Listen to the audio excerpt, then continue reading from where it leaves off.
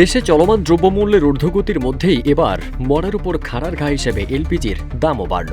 ৪ জানুয়ারি দেশের অভ্যন্তরীণ এলপিজির চাহিদা ও সরবরাহ নিশ্চিতের লক্ষ্যে এলপিজির এই নতুন মূল্য নির্ধারণ করে বাংলাদেশ এনার্জি রেগুলেটরি কমিশন বিআইআরসি।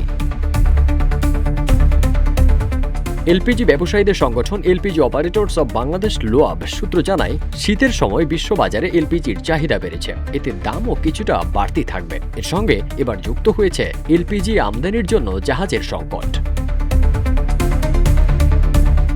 লোয়াব এও জানায়, এলপিজি পরিবাহী ২৯টি জাহাজ যুক্তরাষ্ট্রের নিষেধাজ্ঞার মধ্যে পড়েছে। পরিবহন খরচ বেড়ে গেছে, চাইলেই জাহাজ পাওয়া যাচ্ছে না। ফলে আগের মাসের তুলনায় ডিসেম্বর মাসে এলপিজি আমদানি কমে গেছে।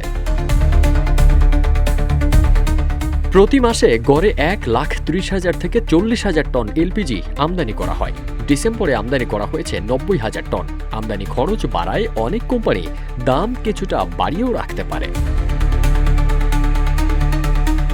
আমদানি সংকট অথবা আন্তর্জাতিক বাজার মূল্যের দোহাই দিলেও ভোক্তাদের জন্য এটি বড় আর্থিক বোঝা।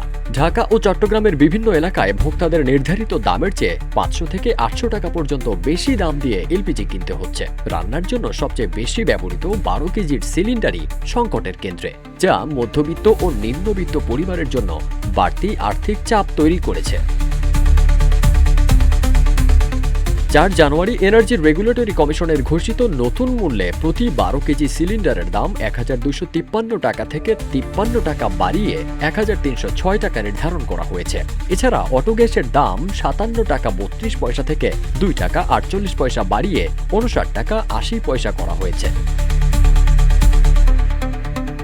এর আগে ডিসেম্বর মাসে প্রতি ১২ কেজি সিলিন্ডারের দাম ৩৮ টাকা বাড়িয়ে ১,২৫৩ টাকা করা হয়। পাশাপাশি অটো গ্যাসের দাম ১ টাকা ৭৪ পয়সা বাড়িয়ে ৫৭ টাকা ৩২ পয়সা করা হয়।